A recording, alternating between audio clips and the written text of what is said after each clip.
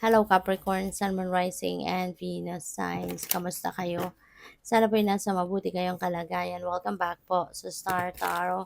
At kung bago kayo rito, welcome din po kayo. Please subscribe, like, share my videos, and leave me a comment kung nakaresonate po kayo. Thank you. So, first card ni Capricorn, we have Poised. So siguro ngayon, Capricorn, you're very confident about yourself. You know pretty much kung ano yung makakabuti para sa'yo. You know pretty much kung ano yung mga bagay na gagawin mo, how you're going to carry out your plans. Sigurado ka about that sa sarili mo. No? So that's really good kasi ang taas ng confidence level mo sa ngayon. Pero there is a warning para sa'yo, no? Na all that glitters, hindi ibig sabihin na makintab. Yan ay precious. Yan ay totoong mamahalin. Hindi lahat ng makinang ay gold. Okay? So, yun. Lalo-lalo na kung sa tao, wag na wag kayong magtitiwala agad, no? Sa kanila. Lalo-lalo na doon sa mga taong bagong kilala mo lang, yung hindi mo pa gamay na gamay ng pagkatao. So, wag kang magtitiwala agad, no? Kasi ang dami na ngayon manloloko, 'di ba? Ang dami ng scammers, ang dami ng mambubudol sa ngayon. So, 'yun, kailangan kunyari sa kung tao itong tinutukoy, wag kayong magtitiwala. Do not be deceived by appearances, okay? Kasi hindi lahat ng nakangiti sa'yo, sincere sa'yo. Hindi lahat ng nakangiti sa'yo, loyal sa'yo. Hindi lahat ng nakangiti sa'yo, merong magandang um, sadya sa'yo, 'di ba? Hindi lahat ng nakangiti sa'yo ay talagang mapagkakatiwalaan mo, 'di ba? Merong ang mga nakangiti diyan, no, just to get your attention para lang na makuha niya yung loob mo. Tapos kapag nakuha niya na ang loob mo, nagtitiwala ka na sa kanya, nakikisama ka na sa kanya, diyan na yan aatake. 'Di ba? Diyan ka na lolokohin, diyan ka na lilinlangin, 'di ba? At lalabas na yung tunay niyang kulay, no? Kaya beware of those people, no? And yun nga, lesson, no? Wag na wag kayong magbibigay ng 100% na tiwala sa kahit kanino man. Okay? Kasi hindi mo alam kung ano ang pwedeng gawin ng mga tao, lalo-lalo na sa panahon ngayon, ano? We have to be fair. Ayan. So, paalala lang ito siguro sa inyo, Capricorn, na isipin lang natin na maging patas lang tayo lagi, 'di ba?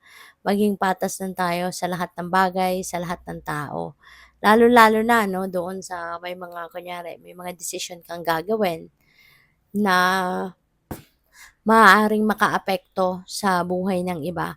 So, importante, no, na i-make sure natin na maging patas lang tayo. Let's make sure na maging even lang tayo, no, sa lahat.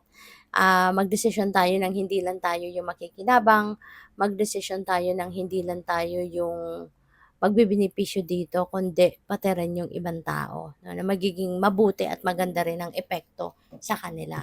Okay? So, tignan natin kung ano pa ang ganap. And by the way, maraming salamat for subscribing. And if you haven't subscribed yet, subscribe na kayo. And also, maraming salamat din for not skipping the ads. Malaking bagay po yan sa akin. And also, please click the join button sa baba ng video kung gusto po ninyo na mag-join kayo sa membership. Okay? Salamat po. So, we have taking shelter. Ayan, the answers are within. Okay?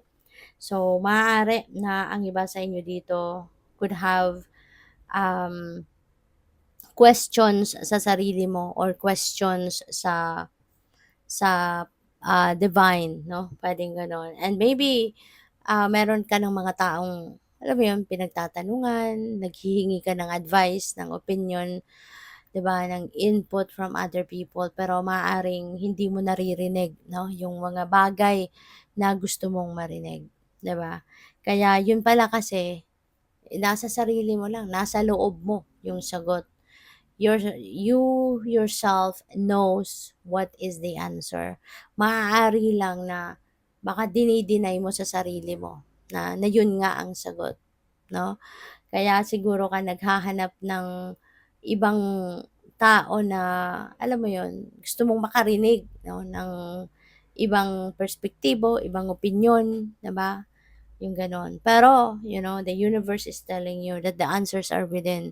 Kaya kahit saan ka man makarating, sino man ang makausap mo, hindi mo maririnig sa kanila ang sagot sa tanong mo kasi only yourself knows kung ano yung sagot sa tanong mo. Okay?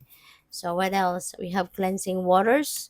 Pwedeng kailangan ninyo ngayon ng detoxification, purification, kasi nga baka kayo'y naguguluhan.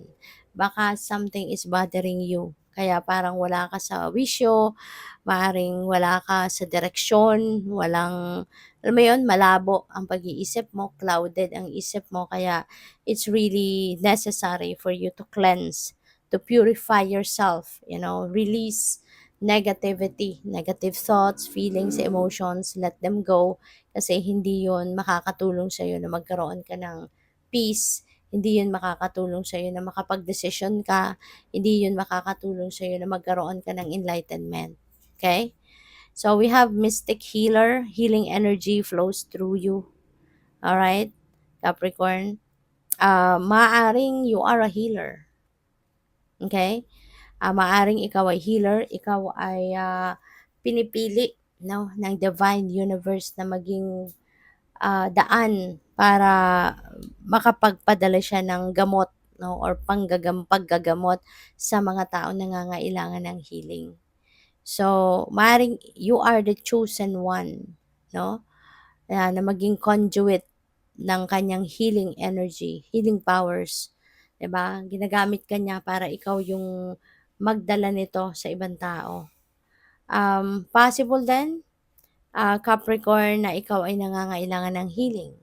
Maaaring meron ka ding mga physical ailments or meron kang mga mental problems ngayon, emotional struggles, 'di ba, na kailangan mo din ng healing, you know?